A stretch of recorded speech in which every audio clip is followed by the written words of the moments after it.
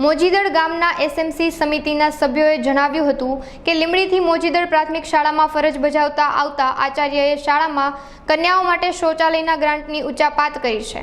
Corona કાળમાં શાળામાં આવેલી અનેક ગ્રાન્ટનો કોઈ હિસાબ નથી મળતો તથા એસએમસી સમિતિની કોઈ દિવસ મીટિંગ બોલાવતા નથી અને શાળામાં પોતાની રીતે મનસ્વી રીતે નિર્ણયો લઈ મોટા પાયે ભ્રષ્ટાચાર આચરવામાં આવી રહ્યો છે તેવા આક્ષેપો લોકો દ્વારા કરવામાં આવ્યા છે।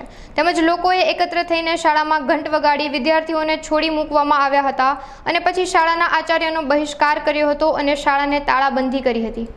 હું મોજીદડ પે સેન્ટર શાળાના આચાર્ય તરીકે શ્રી કનૈયાલાલ શામજીભાઈ મકમપરા બરાબર ગ્રામજનોને જે કંઈ એમને લાગ્યું એ પ્રમાણે એમને તાળાબંધી કરી છે બરાબર, પણ ખરેખર ટોયલેટનું કામ મેં આપી દીધેલું છે, બારણા પણ બની ગયેલા છે, ત્યાં જઈને સ્થળ ઉપર આપ તપાસ કરી શકો છો બરાબર। પૈસાની જે કંઈ ઉપાજતની વાત છે એ ખરેખર મારા ખાતાની અંદર પડેલા જ છે બરાબર। જો ઉપાજત કરી હોય તો હું એ સરકારશ્રીને એ પાસબુક બતાવવા માટે સક્ષમ છું બરાબર। અને બદલીની જે કંઈ મારી વાત કરે છે આ લોકો ગ્રામજનો બરાબર કે અહીંથી બદલી, મેં બદલીની અરજી 5/9 કરી નાખેલ છે અને હું મારી રીતે બદલી સરકારશ્રી કરી નાખશે એટલે અહીંથી જતો રહીશ। હું જાદવ દીપસિંહભાઈ વીરસિંહભાઈ મોજીદડ ગામનો રહેવાસી છું અને એસએમસીનો સભ્ય છું।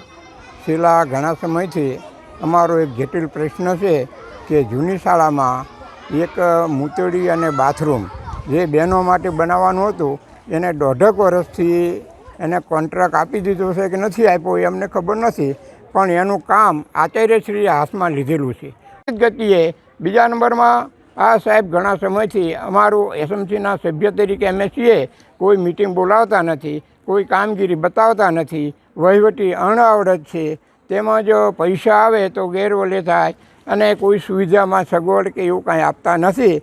તો જેના કારણે આ સાહેબને વહેલી તકે અમે એમ કહીએ છીએ કે અહીંથી નિવૃત્ત થાય અથવા તો બીજે વિદાય અથવા બદલી કરીને જતા રહે। જો એ નહીં જાય તો અમને બધાને ગ્રામજનોને એવી ફરજ પડશે કે ના છૂટકે અમે બધા જ વિદ્યાર્થીઓને એલસી કઢાવીને આ સ્કૂલને બંધ કરાવવાનો અમારો પ્રયત્ન રહેશે।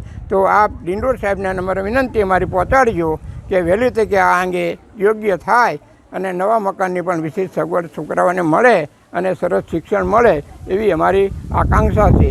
ખાસ તો શાળાના આચાર્ય દ્વારા જે કોરોના કાળમાં ગ્રાન્ટ આવી છે તેનો મોટા પાયે ભ્રષ્ટાચાર કર્યા હોવાના આક્ષેપો છે। એ સિવાય સ્કોલરશીપમાં વિલંબ કરવામાં આવ્યો છે। બીજું કે વારંવાર રજૂઆતો કરવા છતાં ક્યારેય એસએમસીની મિટિંગો બોલાવતા નથી।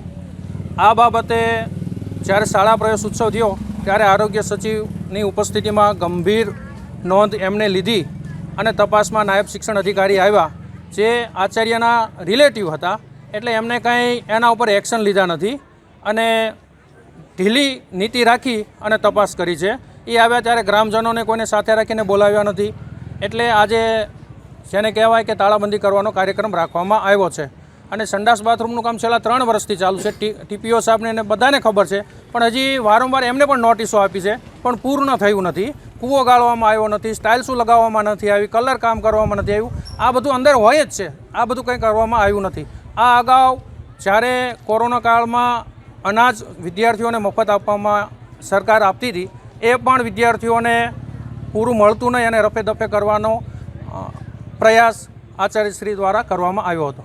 આગામી સમયમાં અમે ગામના તમામ બાળકોને બીજી સ્કૂલમાં દાખલ કરશું અને અહીંથી લઈ લેશું।